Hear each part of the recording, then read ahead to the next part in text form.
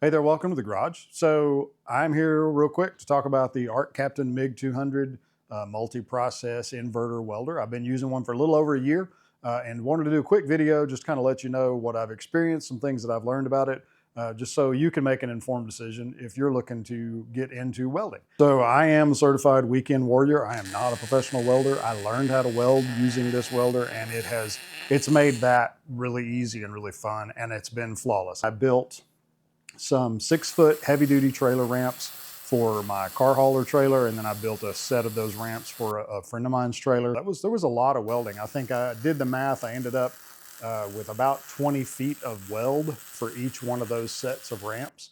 So that's quite a bit.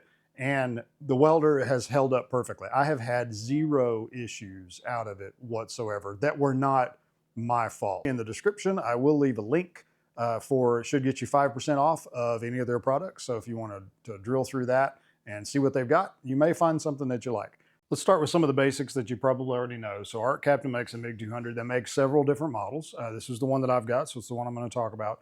It is an inverter welder, and we'll kind of get into that just a little bit if you do or don't know what that is. I had to learn, right? I had to learn the hard way when it came to stick welding specifically. It is a dual voltage machine, so it'll either run on 120 or 240.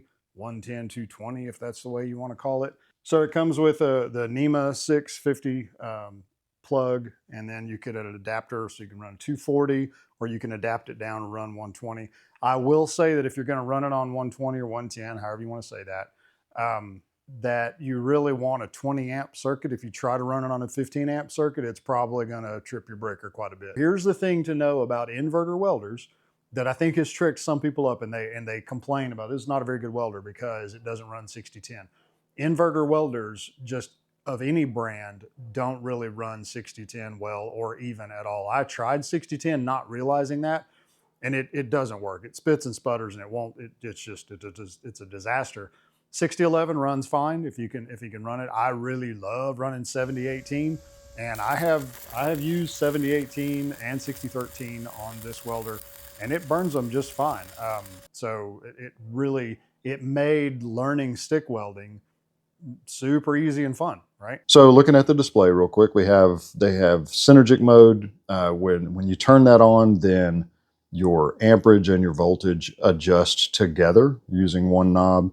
Then you can turn that off, and then that gives you individual control over your voltage and your inches per minute, your wire feed speed. MIG mode, stick mode, we have TIG mode, and then spool gun. It'll adjust for 023 wire, 030, 035, and 040. You can choose your gas mode, right? Depending on which gas you're gonna run.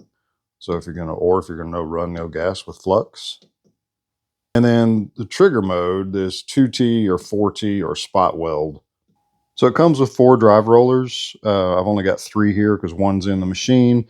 You have the knurled, the U, and the V, depending on if you're doing aluminum, steel, or flux core.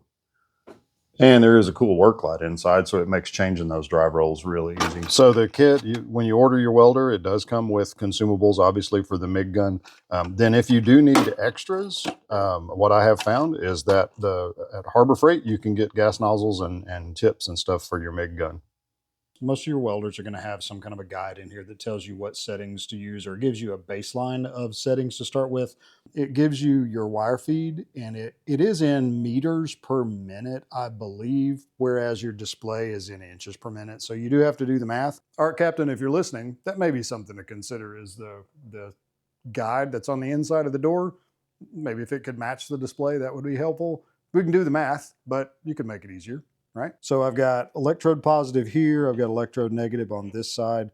Wherever this little jumper is set up, that is what my torch is going to be running. So right now this is set up for DC EP. Just plug that in and tighten it up, and then your earth cable or your ground cable goes here. You swap them if you want to run DCE negative. The ground clamp that comes with the welder works just fine as long as you don't overuse it. The duty cycle on this welder is 60%, depending on your amperage that you're running. I was building some trailer ramps, and I got a little carried away. Welding was going really good. The machine itself did not have a problem keeping up, but I was not paying attention that I completely roasted my ground cable. So I did upgrade that. You don't have to, as long as you're not an idiot like me, but I did upgrade it to a little bit have beefier cable and stronger connector, and I'm not having any issues out of that whatsoever. So I appreciate you guys watching. Be sure and subscribe to the channel if you're into this sort of thing. Give me a thumbs up if this video was fun for you and informative. And leave me a comment. Let me know if you have an ArcCaptain or if you're planning on getting a welder. Just let me know what you think. Don't forget, there's a link in the description that'll save you some money off of an ArcCaptain if you want to go there and use that, if you're planning to buy one. And other than that, I appreciate you guys watching, and you guys have a great day. We'll see you.